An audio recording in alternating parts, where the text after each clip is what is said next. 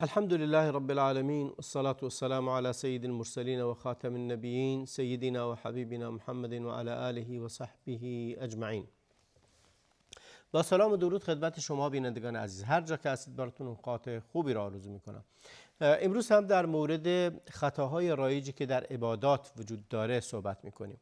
خطاهای رایجی که در عبادات وجود داره، مخصوصا امروز در مورد خطاهای رایج روز جمعه صحبت میکنیم. قبلا هم در هفته‌های گذشته باز به این اشاره کردم و مطالبی رو گفتم. امروز هم باز اشاره میکنم. تأکید دارم بر این نقطه.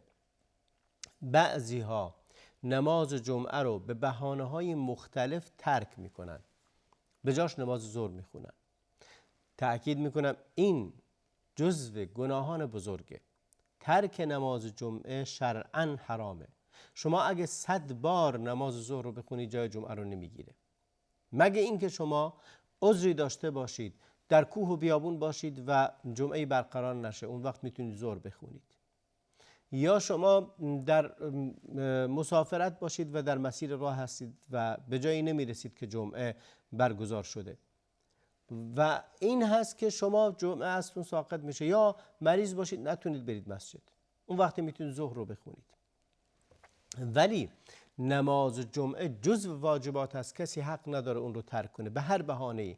بعضی جمعه رو ترک میکنن به بهانه اینکه امام جمعه یا خطیب روز جمعه یا پیش نماز جمعه عیب و ایرادی دارد، یا حکومتی است، یا نمیدونم انسان فاسقیه، انسان پول دوستیه، انسان دینش ضعیفه، نمیدونم تقواش کمه، خطبهش قشنگ نیست، داره مداحی برای این و آن میکنه. نه، ما حق نداریم جمعه رو ترک کنیم. اینا هیچ کدومش عذر نیست. اهل علم میگویند که صلوا خلف کل بر و فاجر. شما اگر حاکم امام جمعه رو برای شما تعیین کرد، باید پشترش نماز بخونید. نماز جمعه رو به این بهانه ترک نکنید. مخصوصا این که بعضی از جهات اصلا میخوان مردم نماز نخونن، میخوان مسجدها خالی باشه. شما نباید این کارو بکنید. باید نمازتون رو، جمعتون رو حفظ کنید. اون فردم اگه فسقی داره، اگه فجوری داره، اگه گناهی داره، اگه دین فروشی داره، به گردن خودشه. این که شما مسجدها رو خالی کنید، بهترین کار رو برای اون انجام دادید، کاری رو انجام دادید که اونا میخوان. به خاطر همین یکی از خطاهای بسیار بدی که از حدود 40 سال پیش اتفاق افتاده اینه که خیلی یا نماز جمعه رو به بهانه این که این پیش نماز فاسق، فاجر، هر چی هست، به این بهانه به فتوای یکی از علما رفتند و نماز جمعه رو ترک کردن. هنوز هم متاسفانه نماز جمعه رو نمیخونن مگر پشت سر یکی از افراد خودشون، و این جزو بدعت‌ها و منکرات بسیار بدی است که اتفاق افتاده در جامعه و باید حتما جلوش گرفته بشود. نماز جمعه واجبه. کسی که 3 تا نماز جمعهش ترک بشه باید بترسه بر ایمان خودش، اینکه جزو مسلمان‌ها هست یا نیست. باید شک کنه در ایمانش اگه کسی نماز جمعه رو این گونه ترک کنه. خداوند در قرآن کریم فرمود اذا نودی للصلاة من یوم الجمعة فاسعوا الی ذکر الله و ذروا البیع. اگر روز جمعه ندا داده شد و مردم فرا خونده شدند به نماز جمعه، باید حاضر بشید و نباید اون رو ترک کنید و نباید رها کنید. همین که ندا داده میشه باید حتما حاضر بشید و بیع و شرا و تجارت و لهو و لعبتون رو باید بذارید برای بعد. و از جمله خطاهای دیگری که اتفاق میافتد، مشغول شدن نمازگزاران در وقت خطبه به چیزهای دیگری است. بعضیا با تسبیحشون دارن بازی میکنن، تسبیح دست گرفتن دارن باش، تسبیحات هم نمیکنن، حتی تسبیحات هم جایز نیست در اون وقت، دارن با تسبیحی که دستشون دارن بازی میکنن و خودشون رو مشغول کردن به این تسبیح. بعضیا با فرش و قالی که زیر پاشونه دارن خلاصه ور میرن و این طرف اون طرفش میکنن، نقش و نقوش میکشند. بعضیا حتی اگر هر چیز دیگری، شرعاً جایز نیست انسان به چیزی غیر از گوش دادن به خطبه مشغول بشه. خطبه رکنی از ارکان جمعه هست. اگه کسی خطبه رو این گونه ضایع کنه، نمازش باطله و خطبهش باطله. در حدیثی پیامبر اکرم علیه السلام فرمود اذا قلت لصاحبك يوم الجمعة انصت والامام يخطب فقد لغوت. میفرماید که اگر روز جمعه به این کنار دستید بگی ساکت شو، یعنی کنار دستید فرض کن حرف میزنه، داره صحبت میکنه و تو به اون گفتی ساکت شو، تو حرف لغو زدی. و فرمود و من لغا، هر کسی هم که حرف لغو بزنه جمعش باطله. اینه که انصات، گوش دادن به خطبه جمعه جزو رکن نماز هست، باید بهش گوش بدی و حتی اگه بغل دستید هر کاری کرد شما اونجا، وقتی این نیست که شما نهی از منکر کنید، اینو ساکت کنی، اونی که بچه‌شو آورده بهش بگی ساکت شو، به اونی که بگی حرکت نکن، به اینی که بگی حرف نزن، اینها اصلا کارتون نیست. کاری که اونجا وجود داره در خطبه روز جمعه، در مسجد خطبه جمعه سکوت میکنی و به خطبه گوش میدی. از خطاهای رایج این هست که مشغول میشن به چیزهایی، مخصوصا عرض میکنم هر کسی تسبیحی دستشه در میاره، تسبیح رو شروع میکنه به بازی کردن با این تسبیحه، چرخ زدن با این تسبیحه، دور زدن با این تسبیحه. بعضیا با فرشی که زیر پاشون بازی میکنن، بعضیا که هر کسی یه جوری خودش رو مشغول کرده. هر کدوم از این مشغله ها شرعا حرامه و لغو حساب میشه و خطبه جمعتون و نماز جمعتون رو باطل میکنه. ببینید حدیث پیامبر واضح بود، حق ندارید تا به یکی بگی ساکت شو. اگه گفتی ساکت شو تو حرف لغو زدی و خطبت رو باطل کردی، جمعت رو باطل کردید و نباید این کار رو بکنید، در حالی که نصح و نصیحت خوبه ولی قبل یا بعد خطبه، یعنی بعد از این که نماز تموم شد. اینه که وقتی که امر به معروف نهی از منکر جزو لغو حساب میشه در وقتی که خطیب رو منبره، کارهای دیگه به طریق اولا، حرفای دیگه به طریق اولا جزو لغو و جزو منکرات به حساب میاد و شما نباید اون کار رو انجام بدید و گوش بدید به خطبه جمعتون و این جزو واجبات شما هست و جزو امور اساسی است. حالا بعضیا موبایلشون رو با خودشون میارن داخل خطبه جمعه و دارن اون رو یا بازی باش میکنن یا بهش نگاه میکنن یا هر چیزی دیگری. تمام اینها اگه شما میخواید نمازتون درست باشه باید حتما اینو کنار بذارید و نباید خودتون رو مشغول کنید. یک عذر اگه وجود داشته باشه میتونید، مثال عرض میکنم، اگر شما به اشتباه گوشی موبایلتون رو آوردید با خودتون داخل جیبتونه و زنگ میخوره، بله شرعاً میتونید اون رو در بیارید و خاموش کنید. در بیارید و خاموش کنید، نباید جواب بدید. نباید جواب بدید. اگر جواب بدید خطبتون باطله، نماز جمعتون باطله و جزو لغو شدید. هر کسی بود نباید گوشی جواب بدید، بلکه گوشی رو در میارید به خاطر اینکه مزاحم دیگران نشه، اون رو خاموش میکنید. و بعضیا بلند میشن وقت جمعه، خطبه جمعه است، گوشیش تو جیبشه، زنگ زد بلند میشه میاد بیرون حرف میزنه. اصلا اینم درست نیست، اینم باز جمعت رو باطل کردی با این کار. بلکه اولا گوشیتون رو با خودتون نبرید، اگه اشتباها بردید داخل جیبتون بود، زنگ خورد، خاموش، فقط میتونید خاموشش کنید، فقط میتونید ببندید صداش رو، به خاطر اینکه مزاحم دیگران نشید، مزاحم نماز دیگران نشید. این جمله عذرهایی است که انسان میتونه حرکتی رو انجام بده، ولی در غیر این صورت نمیتونی کار دیگه‌ای رو انجام بدی. از جمله خطاهای دیگه بیع و شرا هست بعد از اینکه اذان دوم گفته شد. روز جمعه 2 تا اذان میگن، در بعضی جاها 2 تا اذان نمیگن، یه اذان میگن، یه بار قبلش یه مناجاتی رو میخونن و یه صلواتی میفرستن، گرچه این مناجات و صلوات فرستادن و این کار کردن خلاف سنته، جاش اونجا نیست. بعضی اشعار رو میخونن، مردم میان و یکی میره رو منبر خطبه رو میخونه، خطبه پیش از نمازهای جمعه، و این باطل، اصلا غلطه.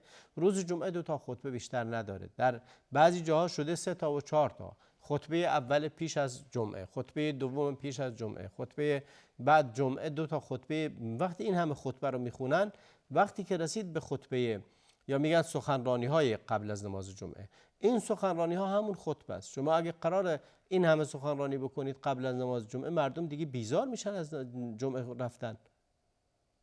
این همه رسانه دست شما هست، تلویزیون دستتونه، رادیو دستتونه، مجله و روزنامه دستتون هست، مواقع تواصل اجتماعی دیگر رو دارید که حرفاتون رو بزنید. چرا روز جمعه رو که روز عبادت و طاعت هست رو این کار رو میکنید؟ سخنرانی های قبل از نماز جمعه اصلا اشتباه بزرگی است، بلکه 2 تا خطبه وجود داره که 2 تا سخنرانی که خطبه اول اذان که گفته شد، اذان اول برای حضور مردمه. 1 ساعت قبل از اینکه خطبه های جمعه شروع بشه، خطبه جمعه شروع بشه، اذان اول گفته میشه، مردم حاضر میشن برای اینکه مردم آماده بشن بیان مسجد.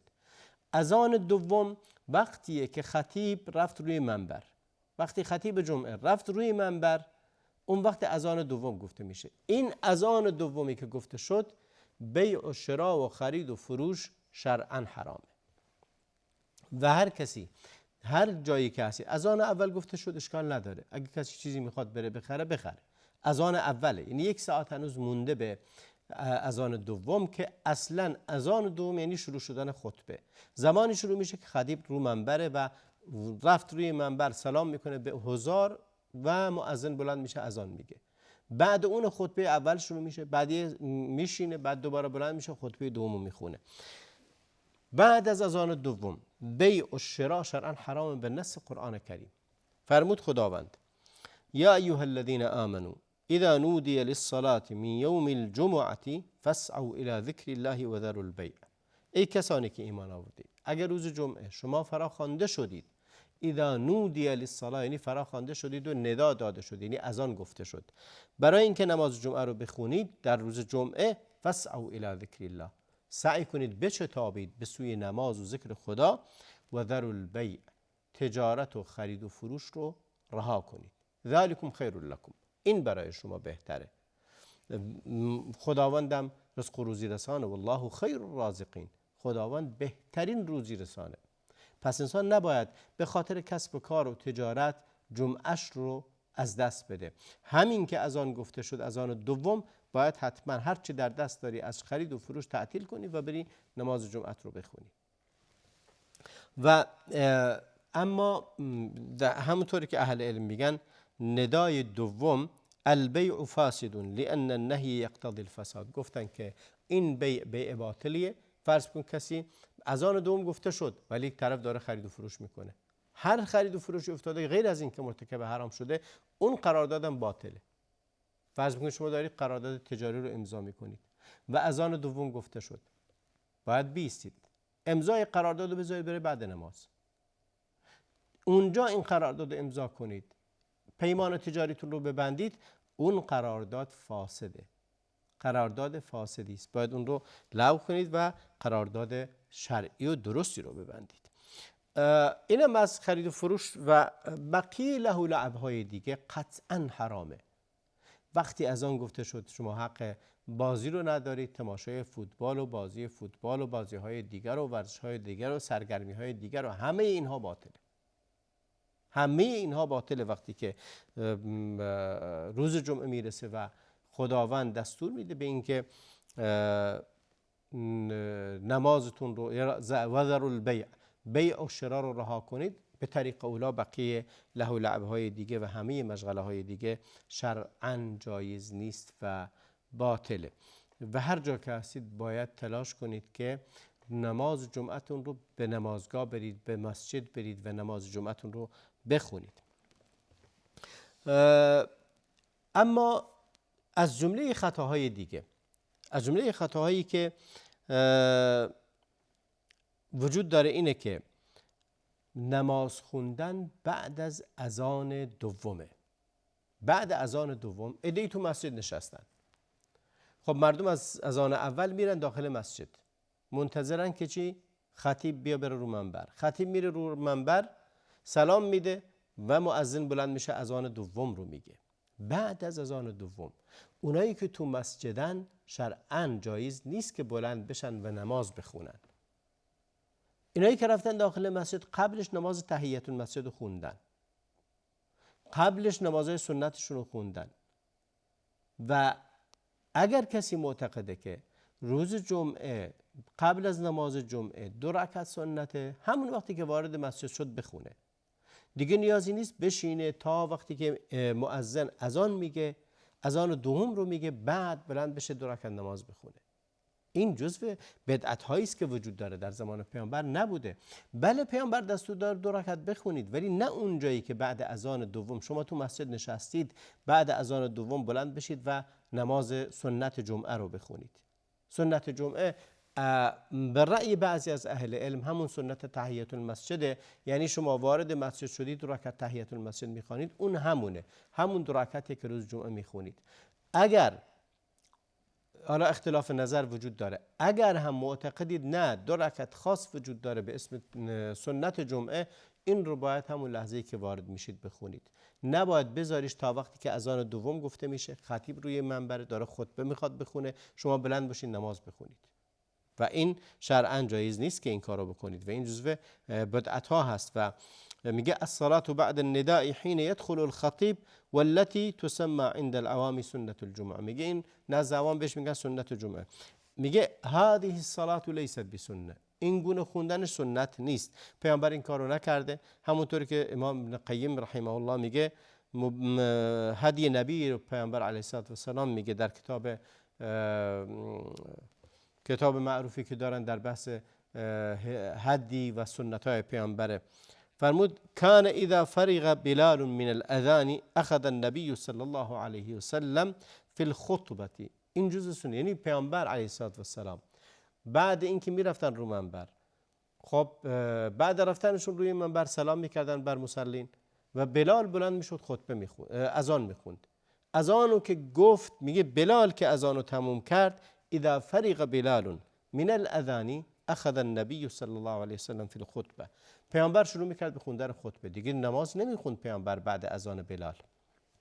ولم یقم احد، هیچ کسی دیگه هم از نمازگزارانی که تو مسجد بودن بلند نمیشدن که بگن ما 2 رکعت نماز بخونیم. میگه لم یقم احد یرکع رکعتین البته، قطعا هیچ کسی بلند نمیشد نماز دیگه بخونه 2 رکعت. ولم یکن الاذان الا واحدا، فقط یه اذان بود. وما يدل على ان الجمعه كالعيد لا سنه لها قبلها. هذا اصح اقوال العلماء. میگه این صحیح ترین قول اهل علمه. اما این که کسی تازه وارد مسجد شد و خطیب رو منبره، همین که تازه وارد میشه 2 رکعت تحیت المسجد رو میخونه سریع و میشینه.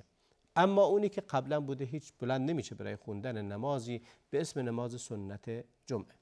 به انتهای برنامه امروز رسیدیم. تا برنامه دیگر همه شما رو خدای بزرگ میسپارم و صلی الله و بارک علی نبینا محمد و علی آله و صحبه اجمعین.